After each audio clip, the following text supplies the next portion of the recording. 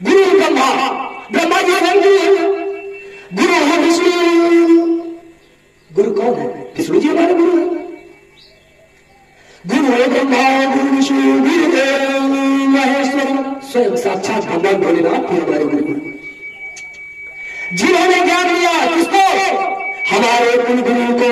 भगवान भोलेनाथ की कृपा सर्वप्रथम किसमें पड़ी?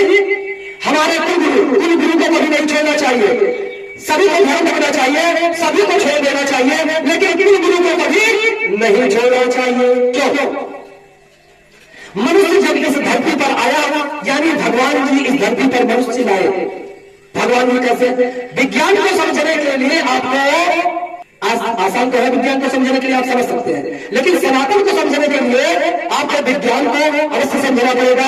फिर सनातन का आप महत्व जान पाएंगे, और जब सनातन का महत्व अगर आप जान जाएंगे तो सनातन से आप बाहर नहीं निकल पाएंगे, क्योंकि सनातन सत्य है, और सत्य में जो फंस जाता है वह कभी बाहर नहीं आता है। आपने ध्यान दिया होगा कि पीछे भी आदमी तपस्या में लगा, फिर अपने घर का मोह उसने छोड़ दिया, क्योंकि उसे सत्य का ज्ञान हो गया। सत्य का अगर ज्ञान हो जाएगा तो आदमी का मोह माया कब हो जाता है। लेकिन मनुष्य को जीना नहीं छोड़ना चाहिए, क्योंकि सारा स्वर्ग यही है।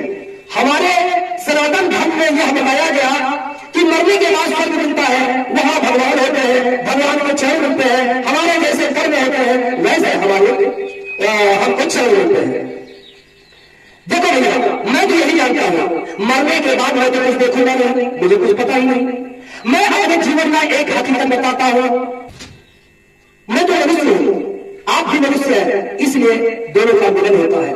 मनुष्य का ही धरती पर मिलन होता है, और जब मनुष्य का जब धरती पर मिलन होता है तो वही ज्ञान उत्पन्न होता है, यानी सत्संगत। सत्संगत क्या है?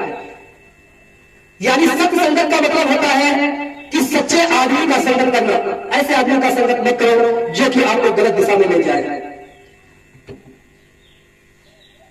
अगर सही दिशा में कोई ले जा रहा है तो आपको वहां तक जाना चाहिए जहां तक वह आपको सही दिशा में लेकर के जाए।